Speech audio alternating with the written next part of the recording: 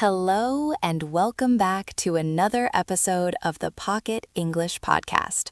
I am your host, Sarah, and I am so happy you are here with us today. And I am Mark. Hello, everyone. It is great to be back in your pocket/today. Mark, I have a question for you. How did you get to the studio today? Did you drive? No, I did not drive today. My car is in the shop. I actually took the bus. The bus? Okay. And how long was the ride? It was long, maybe 45 minutes. There was a lot of traffic. 45 minutes is a long time. What did you do for 45 minutes? Did you just sit there? Well, I tried to be productive. I watched that video we talked about last week, the one about not wasting time. So I thought, okay, I will use this time to study. I brought my English grammar book with me. Oh, wow. You brought a grammar book on the bus? That sounds difficult. It was terrible, Sarah. It was absolutely terrible. The bus was shaking, it was bumpy, there were people talking loudly on their phones. I tried to read about the present perfect tense, but after 5 minutes, I started to feel sick. I got a headache. I had to close the book. I am not surprised, Mark. That is actually very common. Many people try to do deep study on their commute. They try to read complex books or watch fast grammar videos. But a bus or a train is a very difficult environment for your brain. Exactly. It was too noisy. I could not focus. So honestly, I just put the book away and I scrolled on social media for the rest of the trip.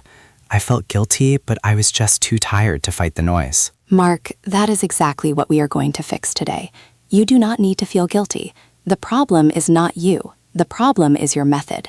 You cannot study grammar rules on a bumpy bus. It does not work. So what should I do? Should I just listen to music? No, you can still learn English, but you need to change your strategy. You need to stop looking down at a book and start looking up at the world. Today, we are going to teach our listeners how to play the observation game. The observation game? What is that? It is a way to turn your boring commute into a speaking lesson. You don't need a book. You don't need an app. You just need your eyes. We are going to turn the people and things on the bus into your English lesson. That sounds much better than getting a headache. How do we play? Okay, imagine you are sitting on the bus right now. There are people all around you. The observation game has 3 levels. Level 1 is for our eyes. It is the visual sweep. The visual sweep. That sounds like cleaning, kind of. We are going to sweep the bus with our eyes and describe what we see. But here is the rule, Mark. You cannot just use simple nouns. You cannot just say shirt or bag. You have to use adjectives and materials. Okay, so instead of saying he is wearing a shirt, what should I say? You need to look closer. Is it a cotton shirt? Is it a striped shirt? Is it a blue and white checked shirt? This is how you build your vocabulary. You take a simple word and you add details. I see. So if I see a woman with a bag, I shouldn't just think bag.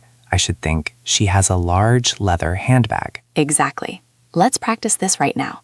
Listeners, I want you to imagine a passenger sitting across from us.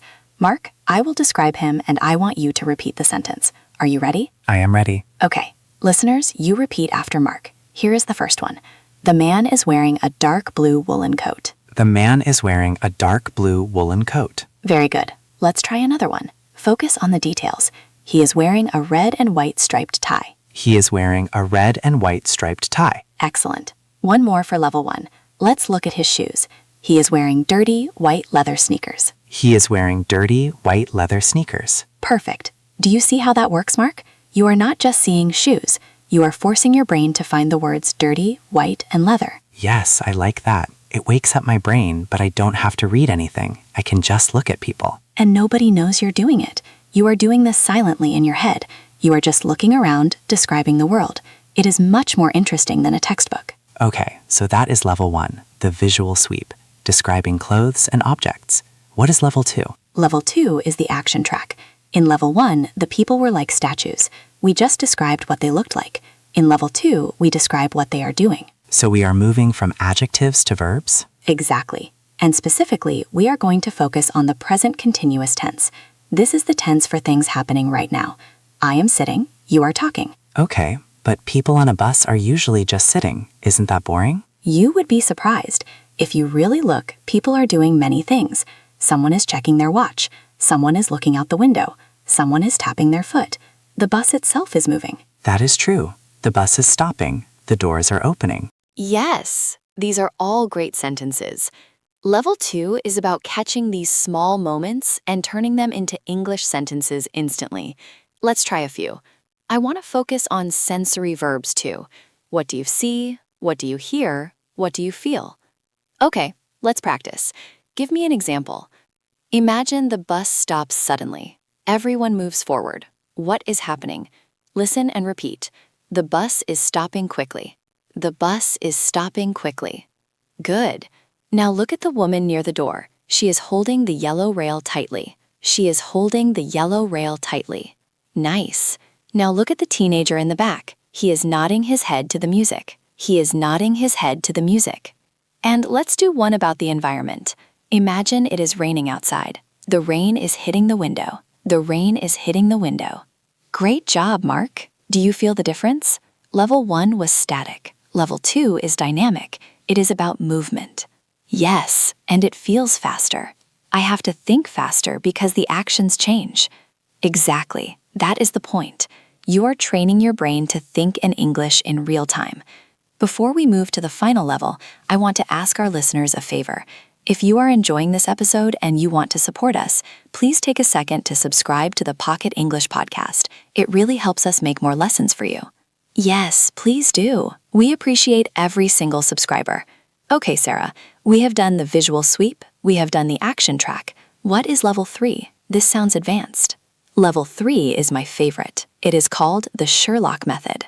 Sherlock? Like Sherlock Holmes, the detective? Yes, because now we are going to use our imagination. Level 1 and 2 were about facts, what we can see. Level 3 is about guessing. We are going to create stories about the people on the bus. Oh, this sounds fun. So we are guessing about their lives? Exactly. And for this, we need special grammar. We need modals of deduction. These are words like must, might, and could.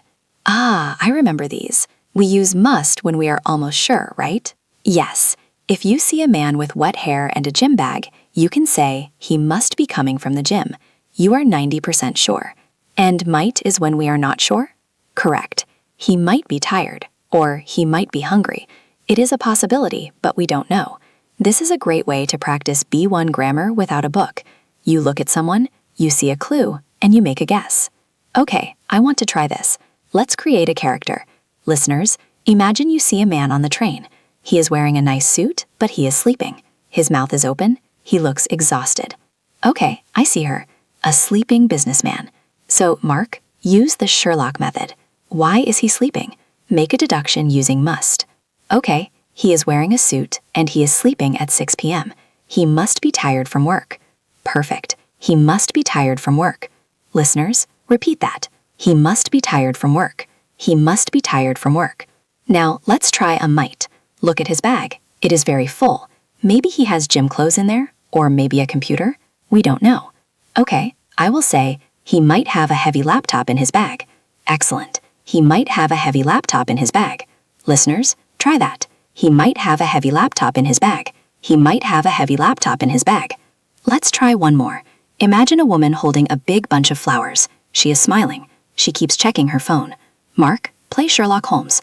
What is the story? Okay, flowers and smiling. She must be going to a party.